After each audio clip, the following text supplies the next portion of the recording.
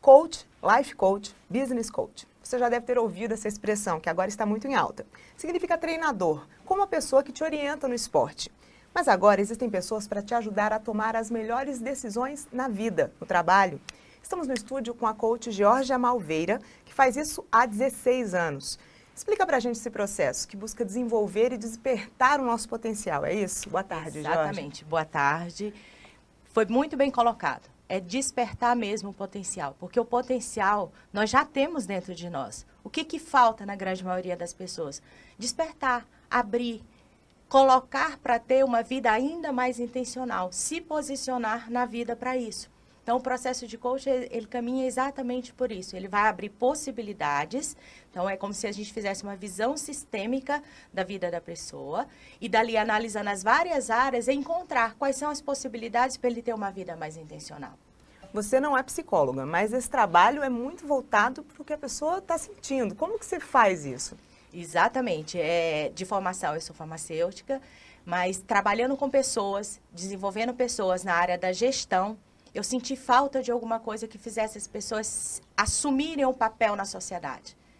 Então, com isso, eu fui buscar que alternativas teriam, que não só conselho, que não só você dizer para as pessoas o que elas têm que fazer. E aí eu descobri o coach. E aí fui experimentar e testar o processo de coach. Porque a grande questão do processo de coach é que ele é um processo duradouro. Não é uma motivação instantânea, não é uma palestra que você tem um entusiasmo e sai dali entusiasmado para fazer algo novo.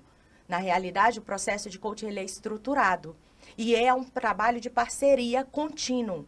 Com isso, você trabalha em torno de período ideal, 3 meses, digamos, período mínimo, as pessoas começam a se mover, isso em parceria com o seu coach, e as pessoas começam a ver que não é tão difícil assim, que existem possibilidades, que existem novos caminhos, que a pessoa não está fazendo, porque o potencial está dentro de nós. Se nós não acreditarmos em nós mesmos, serão poucas as pessoas que lá fora vão dizer assim, vai, caminha, está aqui o caminho.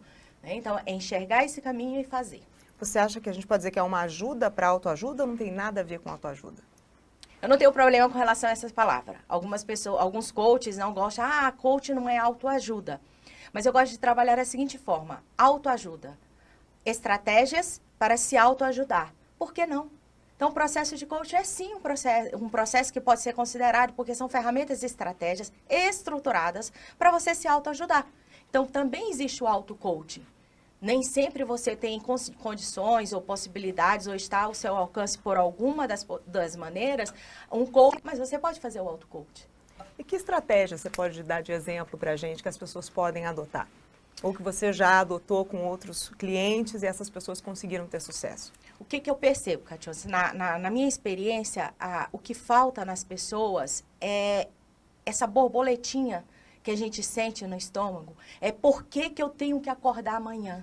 O que eu vou fazer amanhã? Então, o que eu observo? A principal coisa é ter um propósito de vida. A principal dica, tenha um propósito de vida. Qual o seu motivo que você vai levantar amanhã?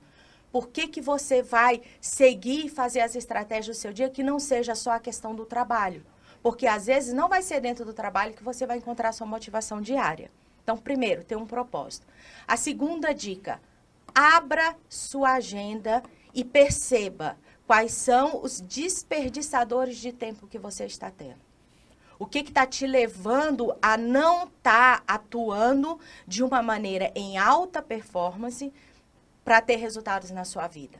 Na hora que a gente coloca isso no papel, por mais que você tenha uma agenda estruturada, mas na hora que se abre sua agenda, isso faz toda a diferença.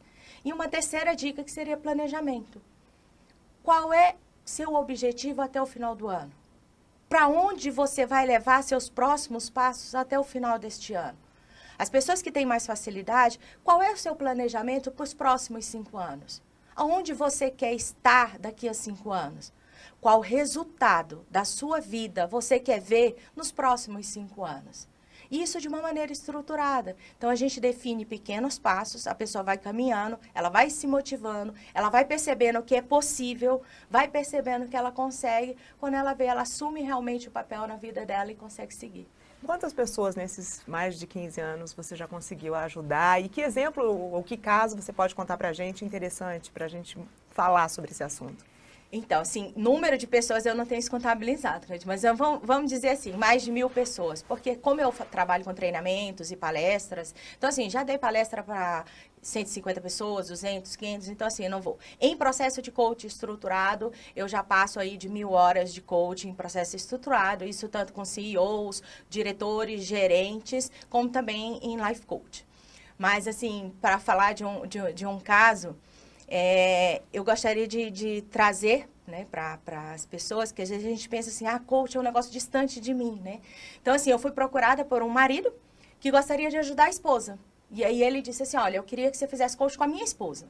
E aí eu disse assim, nossa, mas é a pessoa que tem que ter interesse, porque eu preciso do potencial dela para despertar para o processo de coach.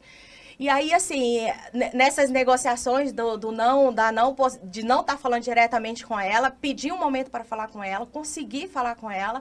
E aí, assim, foi muito interessante, porque num primeiro momento ela disse assim, Jorge, eu não tenho por que fazer coach. Minha vida já está muito boa.